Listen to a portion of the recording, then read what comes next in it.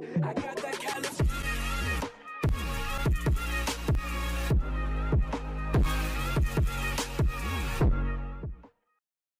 What's going on, guys? Mr. Clasher here. Welcome back to another Pokemon Go video. In today's video, guys, I'll be talking about something cool that I found out, plus a secret update that Niantic had today. Apparently, I, at least myself, didn't notice this update until I read later, but the 7-day streak is going to have a random evolution item inside that, so that's pretty awesome.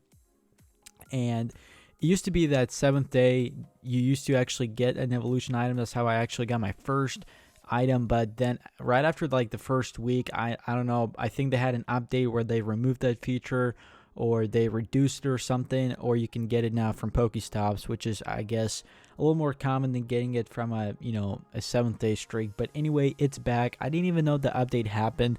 I guess it was a really small update inside the game, like super small, but every 7th day of collecting POKESTOPs, you're gonna get a random evolution item. Now, I think that's a really good thing just because of players. I know a lot of players that don't even have a single item, and they're always saying in the comment section below, they've hit like, I don't know, hundreds of POKESTOPs and they've got nothing. So finally, Niantic kind of listened to the community and actually brought us something that the players enjoyed having inside the game.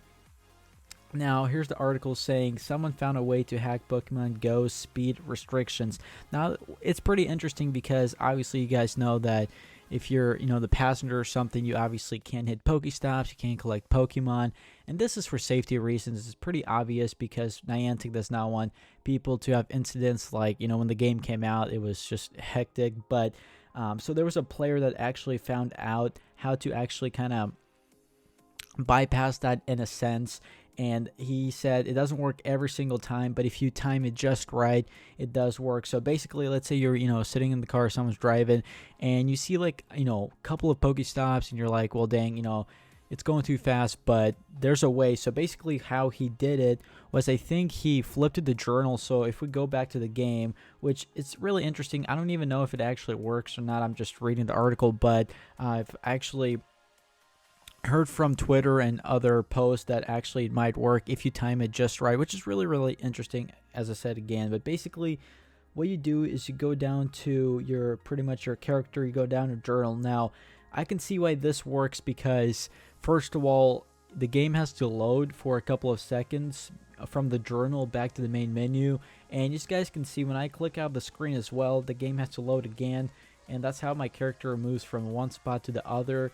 And that's how I kind of get the distance on my, eggs a little bit. So that really helps a lot hatching eggs. But so basically what you do is you go to your character and then you go to your journal. You guys can see that little speed and you clicked out really fast. Now the game has to load a little bit. And I think because of that, the character gets a little bit more distance. Now, I obviously haven't tried, or I'll never try this, but honestly, it's a pretty cool thing. And for players, that travel a lot or, go on carpools or whatnot, this would be an awesome tip and, possibly a new cool thing that players, I guess, can do if they're, sitting on the passenger side. So, that's pretty cool. I didn't even know that actually could be, a thing inside Pokemon Go, but I guess it is. And as you guys can see, my Vaporeon is still in a gym, so that's pretty awesome.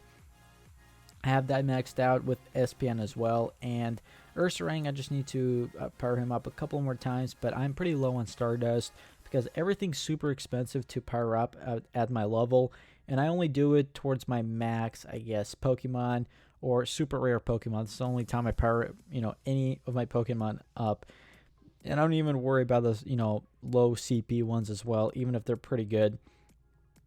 But anyway, guys, if you have tried this before or if you want to try it, go ahead.